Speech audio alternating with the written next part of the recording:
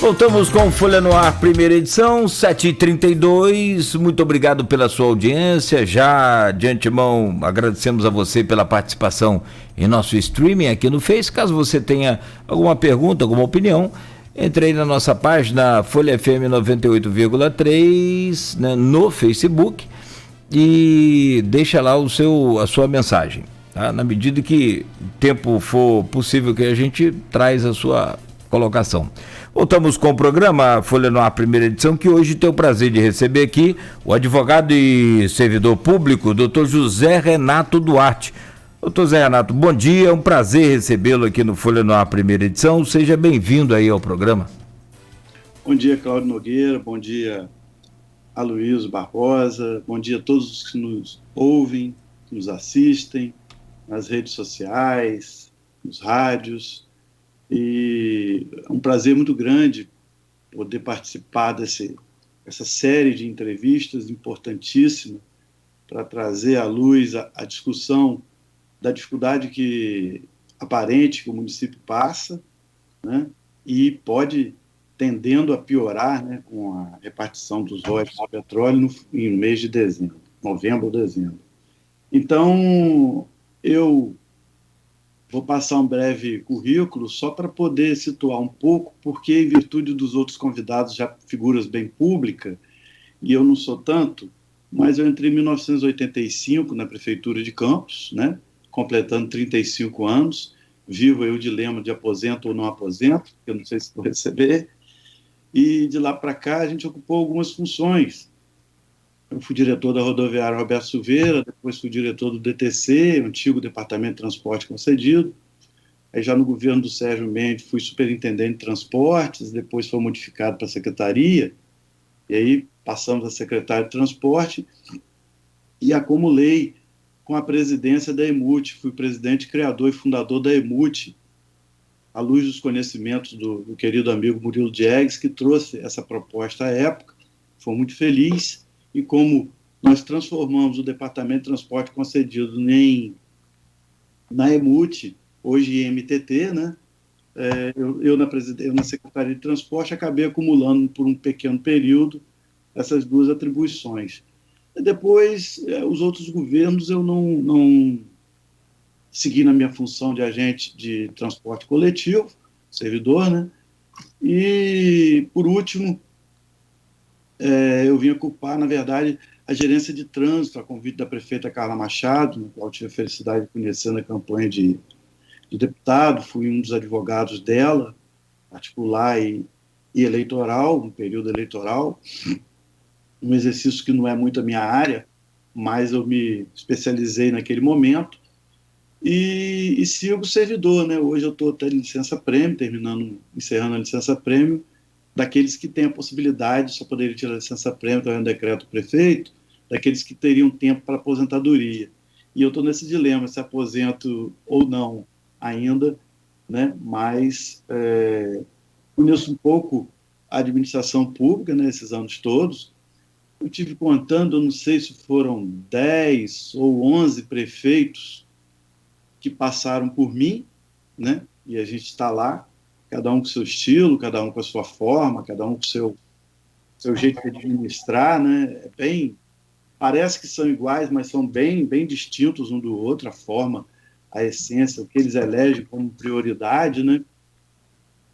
E, enquanto servidor público estatutário, nós estamos seguindo o nosso trabalho lá na prefeitura. Cláudio, posso ir? Pois não, por gentileza. Zé Renato, eu ia falar um pouco do seu currículo, inclusive da sua experiência como servidor, como advogado, que você já teve na equipe, né, na Secretaria de Sérgio Mendes, já teve um cargo equivalente de secretário organizando transporte cedido lá por Sônia da Barra, no governo Carlos Machado. Mais experiência que tem como advogado, né? Você é advogado militante, e você entrou no debate através do Facebook com algumas sugestões no debate da crise financeira. Mas você, logicamente, que conhece a sua trajetória melhor do que eu, mas eu pretendia falar sobre isso aqui na abertura.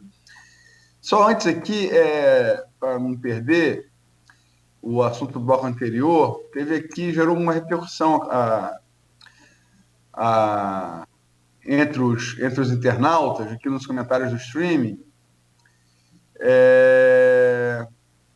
O comentarista sempre assíduo, João da Costa Cunha, ilustra Luiz, sua visão eleitoral no que tange a eleição da esquerda sofre de miopia.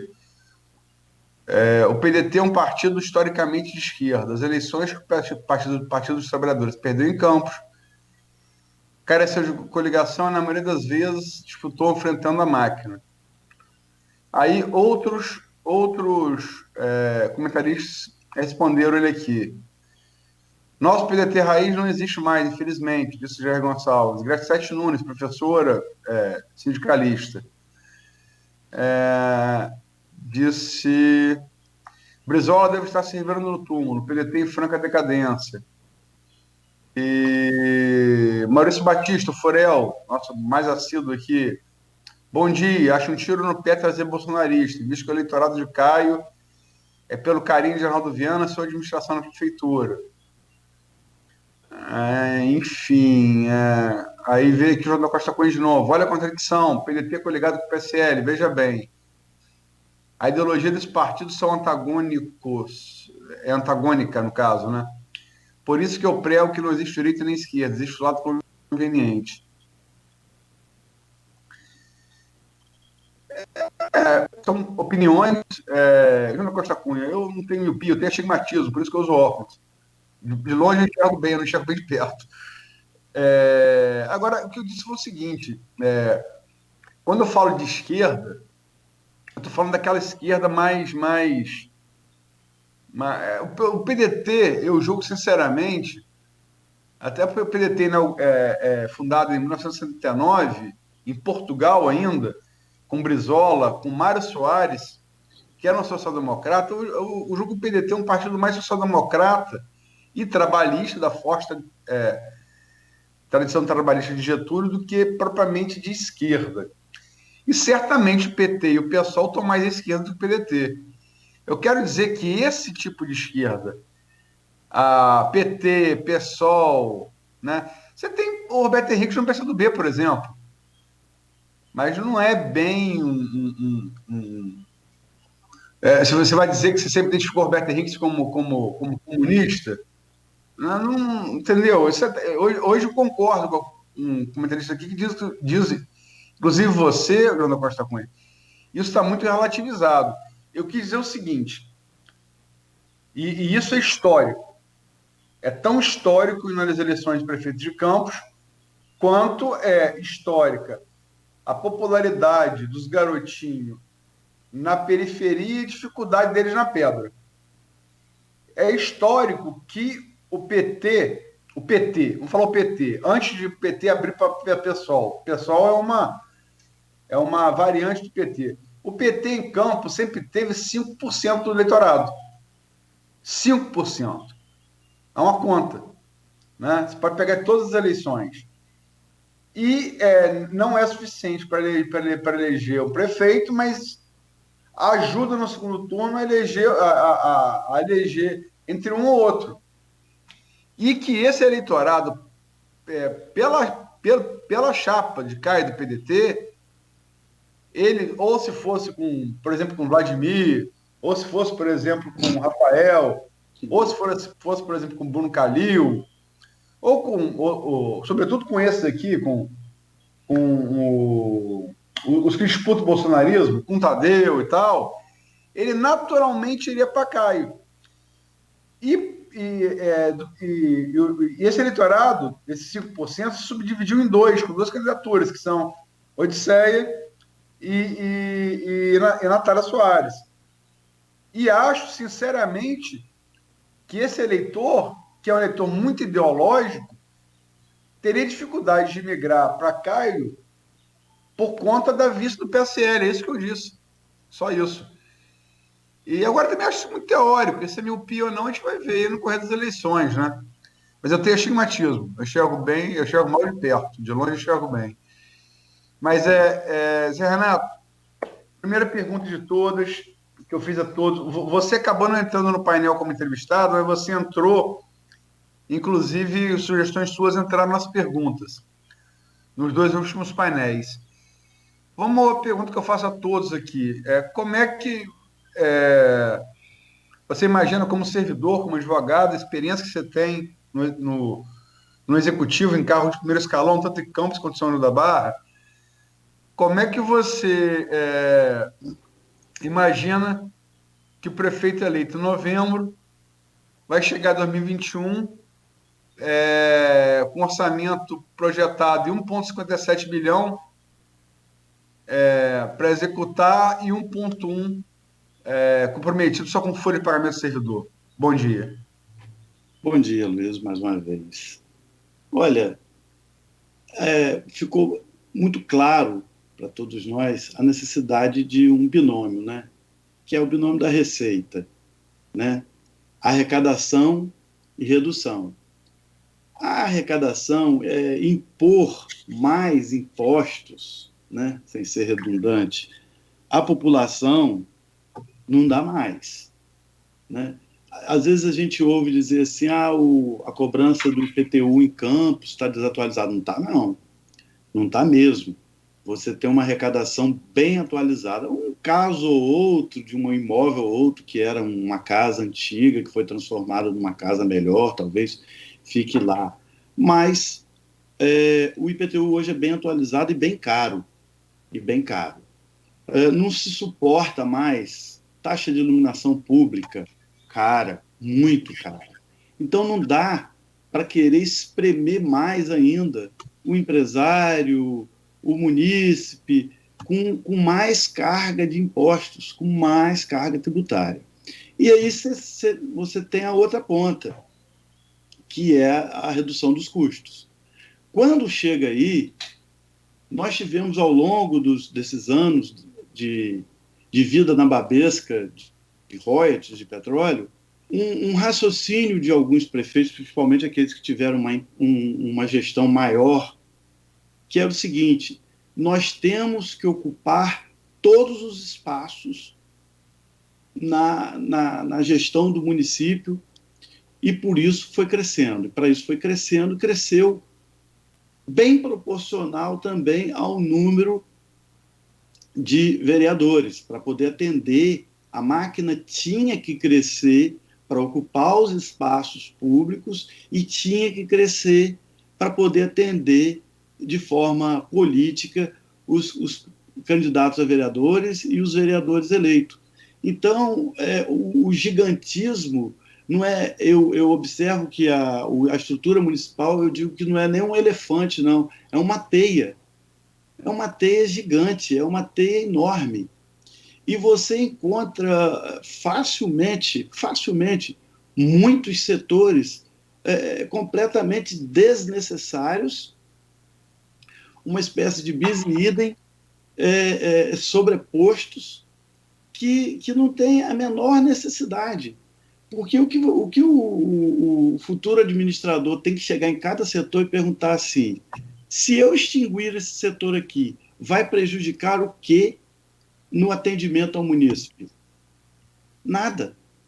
Mais de 30% ou 35% você pode fazer essa pergunta que não vai haver nenhum prejuízo ao atendimento do munícipe.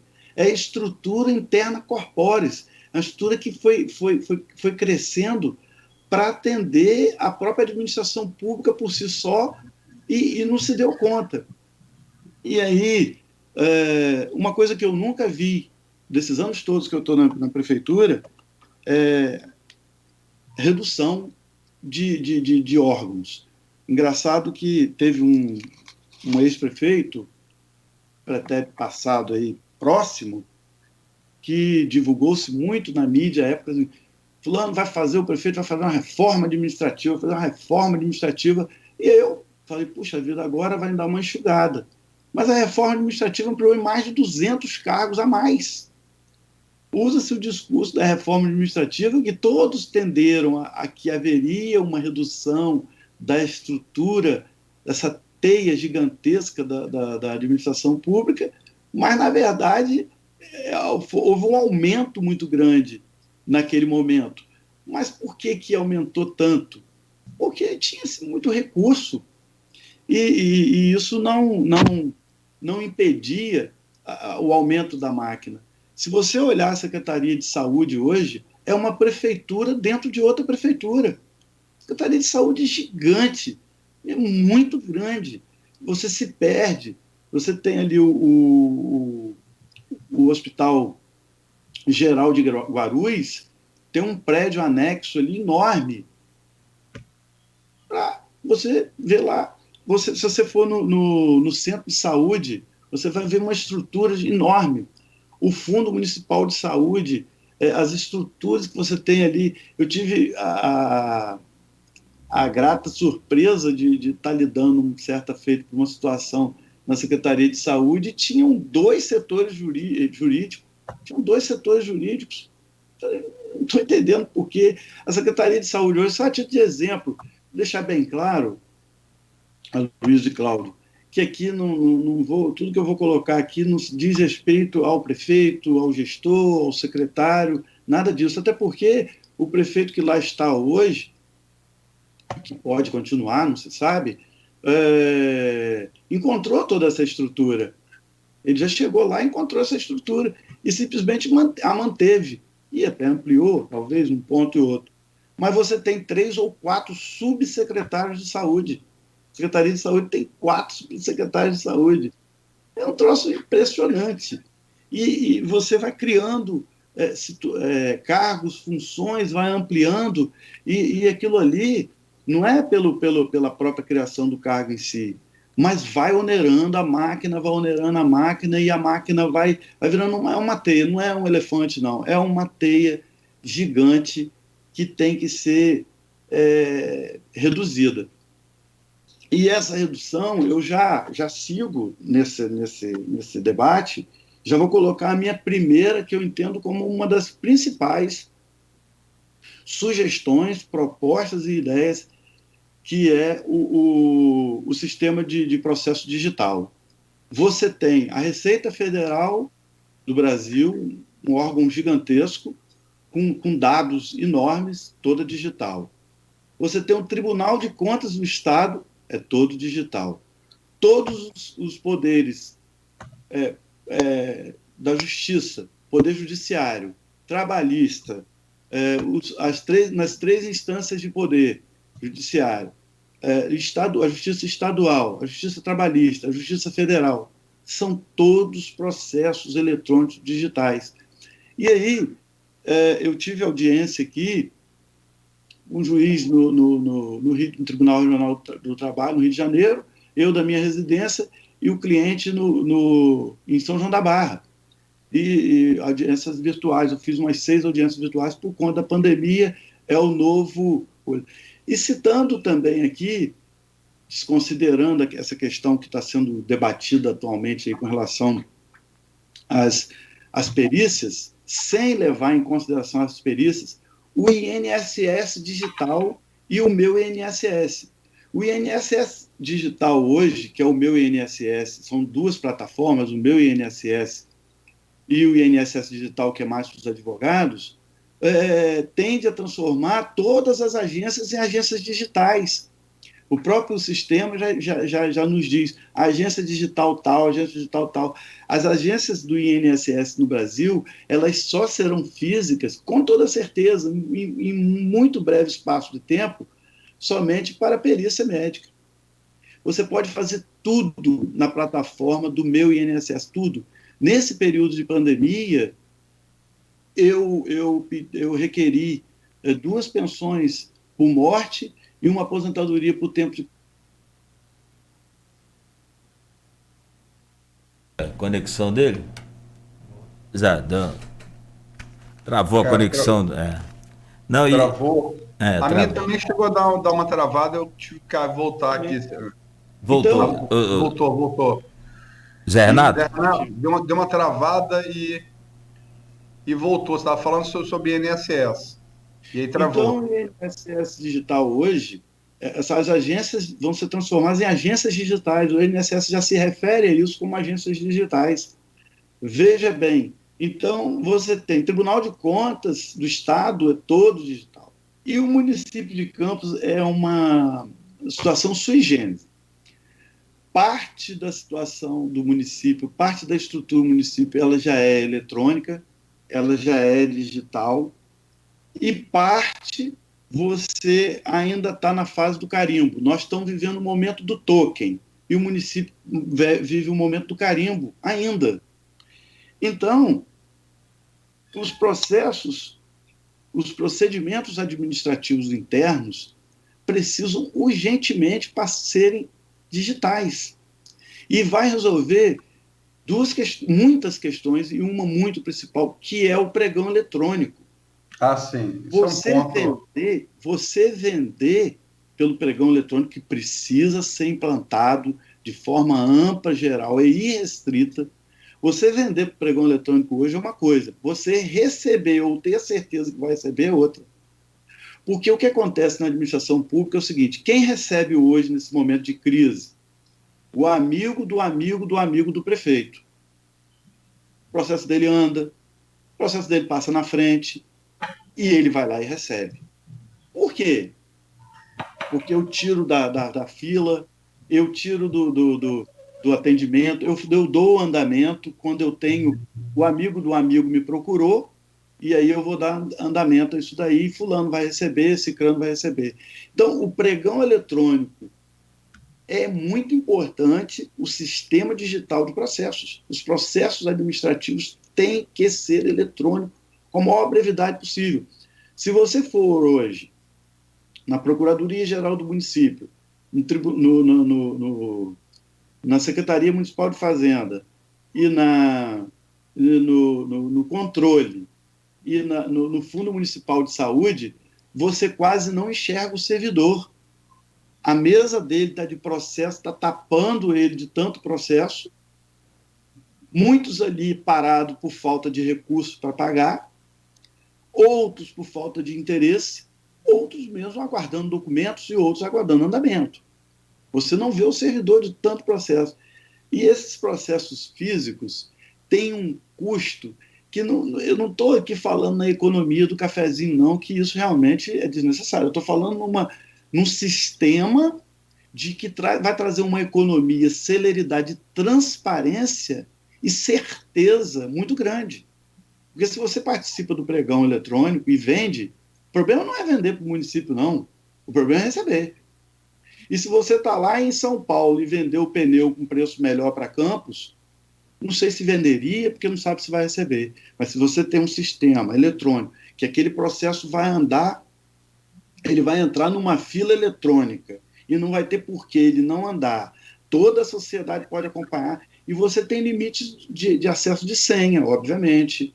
Você tem a segurança dos processos. Na Justiça do Trabalho, quando eu entro num processo que não é meu, por exemplo, de um colega advogado, ou um processo que não tem, enfim, que não é meu, o token, quando eu entro, sabe que eu me habilitei, pedi acesso àquele processo, sabe que eu que estou mexendo ali. Sabe que eu que estou mexendo ali, que é a assinatura digital, que é o token que hoje todo mundo praticamente tem. Então, é muito importante a criação do sistema digital de processos eletrônicos no município de Campos para reduzir custos com impressão, com impressora, com cartucho, com toda essa estrutura, dando celeridade, dando transparência e dando uma certeza, né? Para acabar com esse negócio que o amigo do prefeito recebe, o amigo do amigo faz o processo andar, além do custo. Existe uma Renato, se você me permite, são 8:56, você falou 3 pontos aí, Sim. porque senão a gente vai ficar... Muito. Não, fica até difícil do ouvinte entender. Você falou 3 pontos.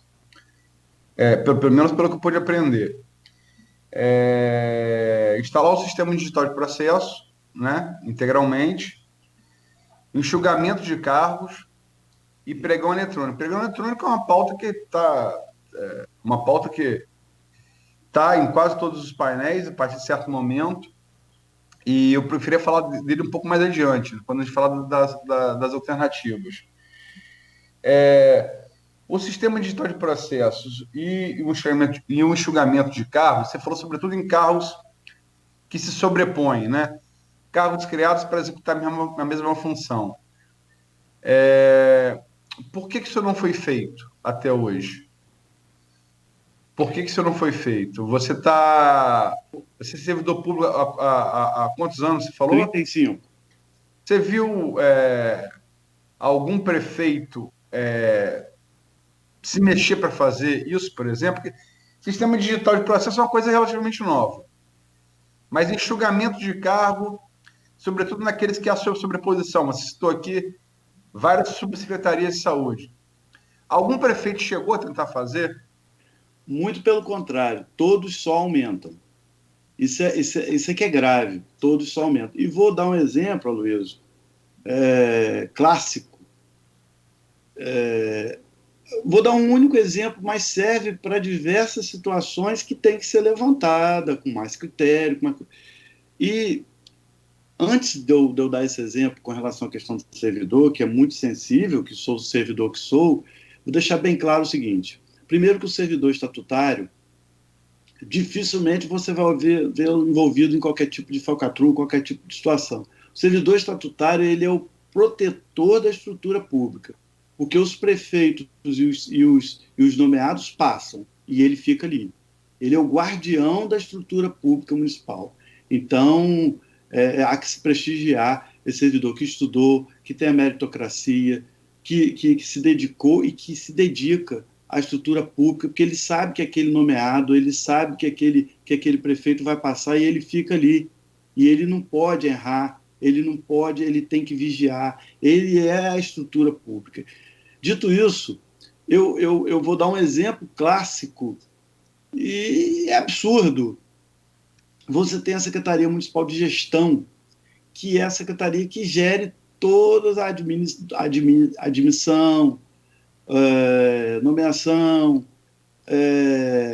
aposentadoria, tem todas as fichas de todos os servidores que adentram a administração pública, seja ele estatutário, seja ele seletista, seja ele nomeado, seja ele por RPA. É o órgão que gere toda o RH, os recursos humanos, a habilitação dos servidores municipais em qualquer categoria que ele esteja. Tem toda uma estrutura lá, inclusive eu ia falar dessa estrutura também, digitalizar essa estrutura, que é ficha até hoje, papel. Muito bem. Se você tem a Secretaria de Gestão Pública, por que você chega na EMUT, no IMTT, e lá também tem um setor de RH? Você fala assim, olha, como já aconteceu, assim, mas para que você quer que eu traga os meus documentos se você tem todos os meus documentos, toda a minha ficha principal, desde a época que eu fui admitido no município, lá na Secretaria de Gestão? Não, nós também temos que ter isso daqui. Mas para quê? Não, nós temos que ter. Para nada. Vou voltar à pergunta principal, mais importante que tem que ser feita. Eu posso, Zé, você me permite? Você está narrando aí, me parece aquele livro do Kafka, O Processo. A burocracia estatal se sobrepondo e sem função, assim, sem uma função específica, né? Só para duplicar a função. Mas são 8 horas e a gente precisa pedir um intervalo.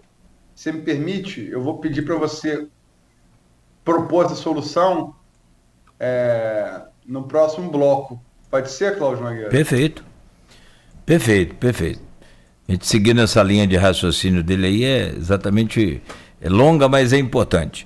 Bom, são 8 horas, 1 minuto em Campos, nós vamos a um rápido intervalo, já, né? Voltaremos com o José Renato Duarte, que é advogado, servidor público, hoje o nosso convidado do Folha no Ar, primeira edição, oferecimento dos laboratórios Plínio Bacelar e Clínica Proteus. Quando se pensa